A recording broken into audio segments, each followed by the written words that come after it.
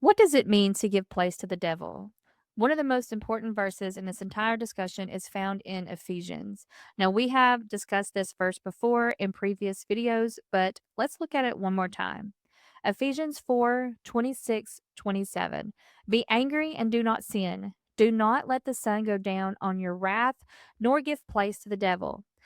So let's think about what he is saying here and who he is saying it to. Because Paul is writing to believers, he's writing to the church. These people are not unbelievers or pagans or idol worshippers.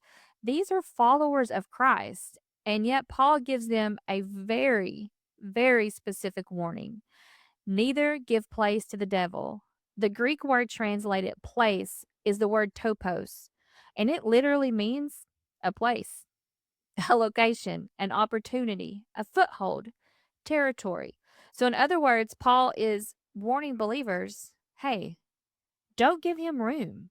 Don't give him room to operate. Don't give him an opportunity.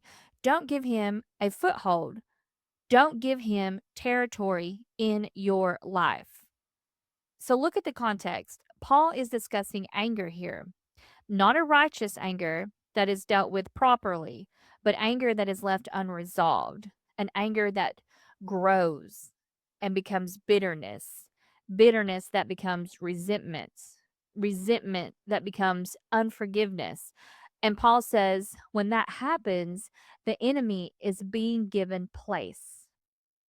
That should cause you to stop and pause about some things that we do in our lives because Paul clearly believed believers could open doors they were never intended to open. And so this is where the idea of open doors comes from.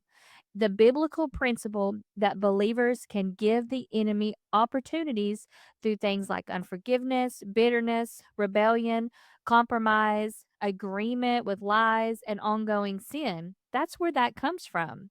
So, if we're looking at this from a balanced perspective, not every struggle is a demon, of course. Not every temptation is demonic. Some of it is our flesh. Not every problem requires deliverance. It just doesn't. So sometimes the issue is the flesh, and sometimes the issue is immaturity, and sometimes the issue is a wound that needs healing. But Paul still warns believers not to give place to the devil. Why? Because the enemy looks for opportunities. He's a legalist. He looks for a foothold. He looks for agreements. He looks for permission.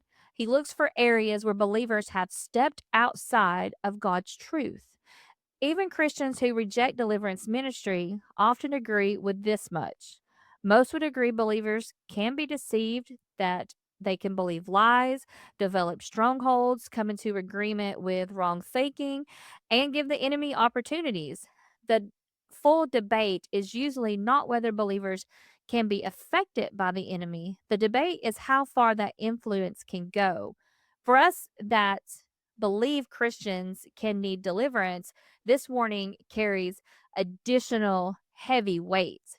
We would argue that a foothold can become territory if it remains unaddressed.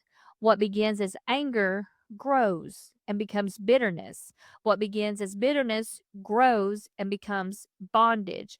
And what begins as an open door can eventually require freedom and deliverance. And if a door can be opened, then it can also be closed.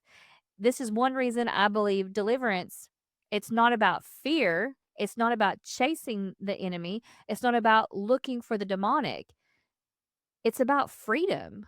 The blood of Jesus is absolutely powerful over every demon, every stronghold, and every work of darkness. That is not a question at all. But the question is whether believers choose to come into agreement with things that God never intended for them to come into agreement with. God gave us free will. We can choose obedience or we can choose disobedience. We can choose truth or we can choose lies, sometimes knowingly and sometimes ignorantly. For example, a believer may hold on to unforgiveness for years, not because Jesus isn't powerful enough to free them, but because they continue to agree with the offense. They continue to replay the hurt. They continue to justify the bitterness. And in doing so, they continue to give the enemy room that God never intended him to have. So the answer is not simply identifying the open door, the answer is closing it, repenting, forgiving, renouncing agreement with the lie, and bringing that area back under the lordship of Jesus Christ. That's deliverance, people. In other words, if the enemy has been given room, he needs to be evicted.